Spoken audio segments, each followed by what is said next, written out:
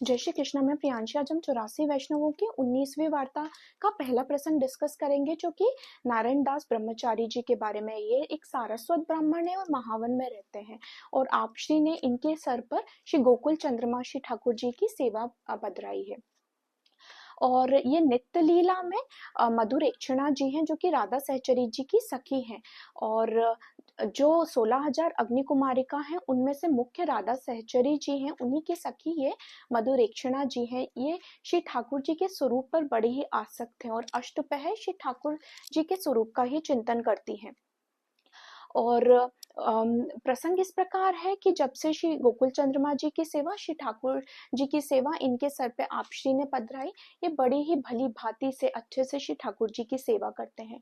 ये गाय को घास खिलाते हैं तो उससे पहले घास को धोते हैं, इस भाव से कि कोई मिट्टी दूध में ना आ जाए। और साग सब्जी जल की सेवा ये बड़ी ही सावधानी से करते हैं। ये जानते हैं कि श्री ठाकुर जी अत्यंत सुकुमार है, वे तो बड़े ही सुकोमल है, इस भाव से ये श्री ठाकुर जी की सेवा करते हैं। और आप खुद तो स्वयं बड़े ही त्याग की अवस्था में रहते हैं, और जो भी धन्य जो भी अन्न कोरा आता है, बिना मांगे घर में आता है, उसी पर गुजारा करते हैं। द्रव्य के लिए कुछ बड़ा परिश्रम नहीं करते, जितना है उतने में ही संतोष रखते हैं। और नारायण दास जी जहां पर भी पैर रखते हैं और पैर धोने के लिए मिट्टी निकालते हैं, उसमें उसके नीचे उन्हें द्रव्य मिलता है, क्योंकि इन्हें रिद्धि सिद्धि चलना चाहती हैं और इन्होंने द्रव्य का मोह त्याग दिया है, इसलिए इनकी इस तरीके की परीक्षा होती है। और एक बार जब ये सो रहे थे, तब इनके बिस्तर के पास तो बहुत सारा द्रव्य आ गया।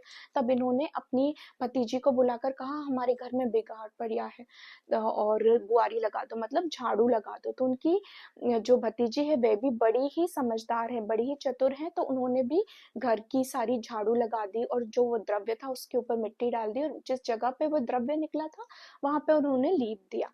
इस पूरे प्रसंग के पीछे का भाव यह है कि नारायण दास जी बचपन से ही ब्रह्मचारी हैं, और जब 40 वर्ष के वे हुए तब वे आप श्री की शरण में आए। पहले तो ये द्रव्य के लिए बड़ा ही संघर्ष करते थे, पर जब से आप श्री की शरण में आए तो इन्हें पता चल गया कि इनका द्रव्य इनके लिए कुछ ज्यादा कुछ करेगा नहीं, बल्कि ज्यादा द्रव्य होने से इनकी हानि हो सकती है।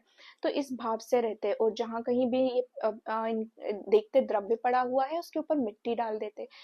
मिट्टी इस भाव से डालते कि उनकी हानि ना हो, पर किसी और की भी हानि ना हो। अगर कोई और वो द्रव्य लेगा उसकी भी ये हानि हो सकती है, इसलिए उसके ऊपर द्रव्य के ऊपर मिट्टी डाल देते।